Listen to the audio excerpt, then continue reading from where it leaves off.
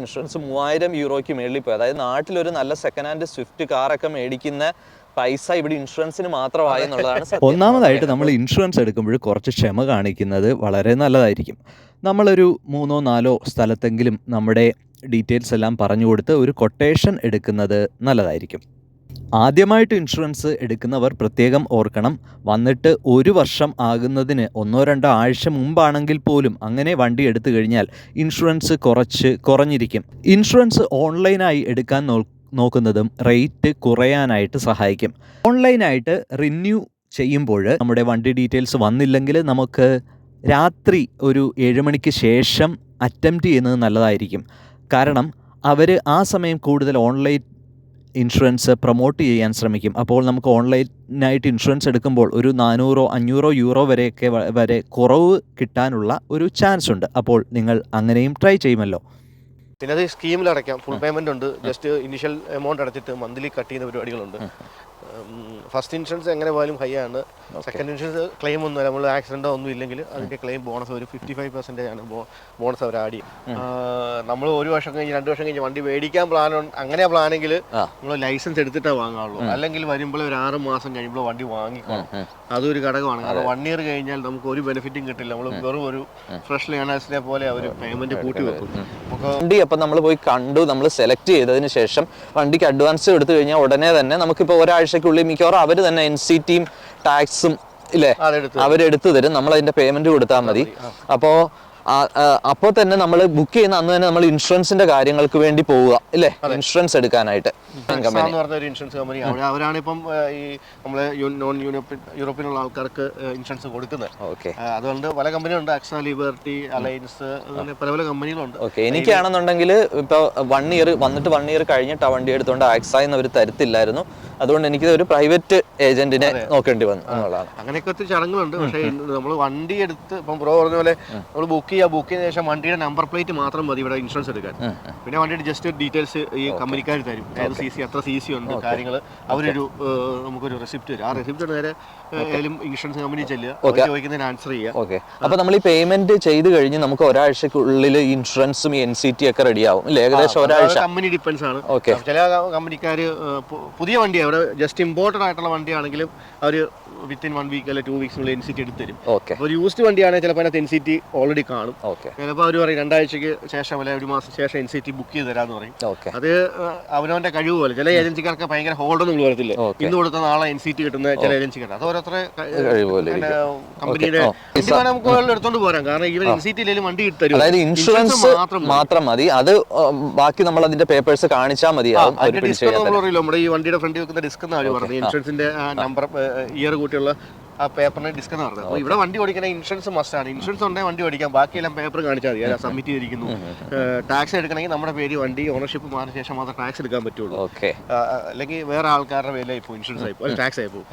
പിന്നെ ഉള്ളത് NCTക്ക് നമുക്ക് ഇതാ ഉള്ളത്, എന്താ ഡേറ്റ് അവർ തരും.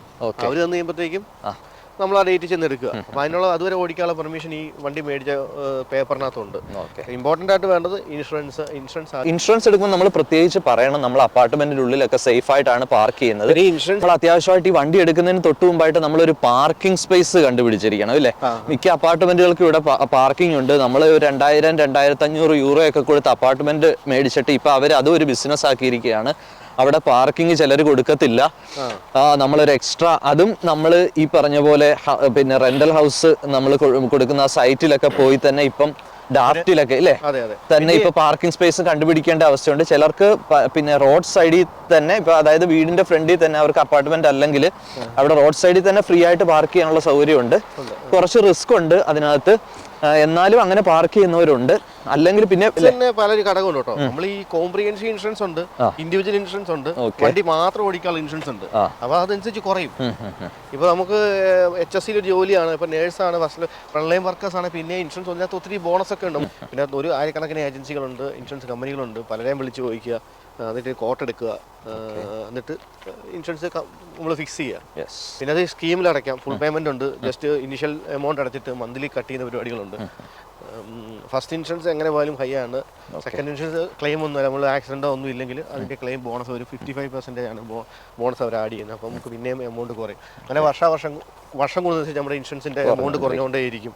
ഒരു 10 വർഷമൊക്കെ ആകുമ്പോഴത്തേക്ക് ഒരു 10-600 ഇൻഷുറൻസ് സെറ്റ് ആവും.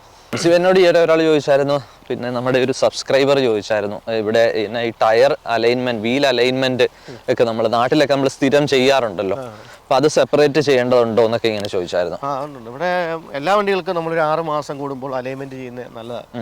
ഇവിടെ പിന്നെ റോഡുകളൊന്നും കുഴപ്പമില്ല, നമ്മുടെ റോഡ് അറിയാലോ, ഒരു കുഴി ചിലപ്പോൾ വണ്ടിയുടെ അതിന്റെ ബാലൻസിങ് മുഴുവൻ പോകും. ഇവിടെ അങ്ങനെ ബാലൻസിങ് വെട്ടിത്തയില്ല. ഇവിടെ വളരെ സിമ്പിൾ ആണ്. വണ്ടി നമ്മൾ കൈവിട്ട് നമ്മളൊരു സ്ട്രെയിറ്റ് റോഡിൽ വണ്ടി ഒന്ന് ഓടിച്ചു നോക്കുക, ഇടത്തോട്ടോ വലത്തോട്ടോ വലിയുന്നുണ്ടോ നോക്കുക. വണ്ടി എടുത്ത് മാറുന്നുണ്ടെങ്കിൽ അലൈൻമെന്റ് പോയിട്ടുണ്ട്, അത് അലൈൻമെന്റ് അവിടെ കൊണ്ട് ചെയ്യുക. പിന്നെ വീൽ ബാലൻസിംഗ് എന്ന സാധനം വേറെ ഉണ്ട്. വണ്ടി ഓടിക്കുമ്പോഴത്തേക്കും വൈബ്രേഷൻ ഉണ്ട് നോക്കും, മറ്റേ വണ്ടിയുടെ സ്റ്റിയറിംഗിൽ വൈബ്രേഷൻസ് ഒക്കെ ഉണ്ടോ നോക്കുക. അങ്ങനെയാണെങ്കിൽ അവരോട് പറയാം ബാലൻസ് ചെയ്ത് തരണം എന്ന് പറയാം. അങ്ങനെയുണ്ട്. അപ്പോൾ നമ്മൾ വണ്ടി ഓടിച്ച് നമുക്ക് നമ്മുടെ വണ്ടിയെ കുറച്ച് ഓടിച്ചും പരിചയമായി കഴിയുമ്പോൾ മനസ്സിലാകാൻ പറ്റും. വണ്ടി ആദ്യം എടുക്കുമ്പം വണ്ടി സ്റ്റഡി ആയിട്ടാണ് പോകുന്നത്. കുറേ ഒരു 3-4 മാസം കഴിയുമ്പോൾ ഒന്ന് നല്ല സ്ട്രെയിറ്റ് റോഡിൽ, ഫാസ്റ്റ് റോഡിൽ ജസ്റ്റ് കൈ ഒന്ന് വിട്ട് ഓടിക്കുക, സ്റ്റിയറിംഗിൽ കൈ വിട്ട് ഓടിക്കുക. വണ്ടി ഏതെങ്കിലും സൈഡിലേക്ക് എടുത്ത് മാറ്റുന്നുണ്ടെങ്കിൽ അതിൻ്റെ അലൈൻമെൻറ്റ് പോയിട്ടുണ്ട്. അപ്പോൾ നമ്മളോട് ചെയ്യാം. ഈവൻ ഓടിയാലും ഓടിയില്ലേലും അല്ലെങ്കിൽ നല്ലതായിട്ട് വണ്ടി നമ്മൾ മെയിൻറ്റെയിൻ ചെയ്യണം. വണ്ടി നമ്മൾ നല്ലപോലെ നോക്കുന്ന പറഞ്ഞ പോലെ ഞാൻ എല്ലാ 6 മാസം കൂടുമ്പോഴും പോയി അലൈൻമെൻറ്റ് ചെയ്യും. ടയറുകൾ അങ്ങോട്ടും ഇങ്ങോട്ടും എല്ലാം മാറ്റിയിടും. കാരണം ഒരേ രീതിയിൽ കിടന്ന് ഓടിക്കഴിഞ്ഞാൽ ടയർ തേയ്മാനങ്ങളുണ്ടാവും. അപ്പോൾ നമ്മൾ ഓടിക്കുന്ന ചിലപ്പോൾ കാട് വഴിയൊക്കെ ആയിരിക്കും, ചിലപ്പോൾ നല്ല റോഡായിരിക്കും. എങ്ങനെ പോലെ 6 മാസം കഴിയുമ്പോൾ വണ്ടിയുടെ അലൈൻമെൻറ്റ് പോകും. അപ്പോൾ ഞാൻ എല്ലാ 6 മാസം കൂടുമ്പോഴും പോയി ചെയ്യാറുണ്ട്. അതിനൊരു ടയറിന് 10 euro ആവുള്ളൂ. നല്ല പല കടയുണ്ട്, വില കൂടിയതുണ്ട്. പക്ഷെ എവിടെ പോലെ സെയിം ടെക്നിക്ക് തന്നെ. നമ്മൾ എന്തായാലും ഒരു വണ്ടി എടുത്തു കഴിഞ്ഞാൽ അതിൻ്റെ അടുത്തുള്ള ലൊക്കാലിറ്റിയിലുള്ള ഏതെങ്കിലും ഗ്യാരേജും ഒക്കെ ആയിട്ട് നമ്മൾ കണക്ഷനൊക്കെ വെച്ച് അവിടെ കൊണ്ടേ ചെയ്യുക. പിന്നെ നമ്മൾ വണ്ടി എടുത്തു കഴിഞ്ഞാൽ തന്നെ ഇവിടെ പെട്രോൾ അടിക്കാൻ പഠിക്കണം, തന്നെ കാറ്റടിക്കാൻ പഠിക്കണം, അങ്ങനെ കുറെ കാര്യങ്ങളൊക്കെ നമ്മൾ അതുപോലത്തെ കുറച്ച് കാര്യങ്ങൾ തന്നെ ടയർ മാറാൻ പഠിക്കുകയാണെങ്കിൽ അതൊക്കെ നല്ലതാണ്. പക്ഷേ വേറൊന്നും കുഴപ്പമില്ല. നമ്മൾ ഇതിനകത്ത് ഇൻഷുറൻസിനകത്ത് ഇതെല്ലാം കവറേജ് ആണ്. നമ്മൾ പോകുന്ന വഴിക്കൊരു സംഭവം നടന്നു, നമ്മുടെ ടയർ പഞ്ചറായി, നമുക്ക് അറിയത്തില്ലേ, വിളിച്ച് പറഞ്ഞാൽ മതി. ആ ലൊക്കാലിറ്റിയുള്ള ഇൻഷുറൻസ് കമ്പനിക്കാർ വന്ന് നമ്മളെ ഹെൽപ്പ് ചെയ്യും. അവരുടെ ടയർ മാറി നമുക്ക് സെപ്പറേറ്റ് സ്പെയർ ടയർ, അതിനാണ് നമ്മൾ പേയ്മെന്റ് കൊടുക്കുന്നത്. നമ്മളിന്ന് വെച്ച് അറിയത്തില്ല, ഒന്നും കുഴപ്പമൊന്നുമില്ല. നമ്മൾ ഏത് ഇൻഷുറൻസ് കമ്പനി ലിങ്ക് ചെയ്തിരിക്കുന്ന ഇൻഷുറൻസ് കമ്പനിയെ വിളിക്കുക, അവരെ ആൾക്കാരെ അപ്പം തന്നെ വിട്ടോളും. ഇപ്പോൾ നമ്മുടെ വണ്ടി ഓടിക്കാൻ മേലാത്ത കണ്ടീഷനാണെങ്കിൽ അവർ വേറൊരു വണ്ടി തരും നമുക്ക് ആ വണ്ടിയായിട്ട് തിരിച്ച് വീട്ടിൽ വരാം.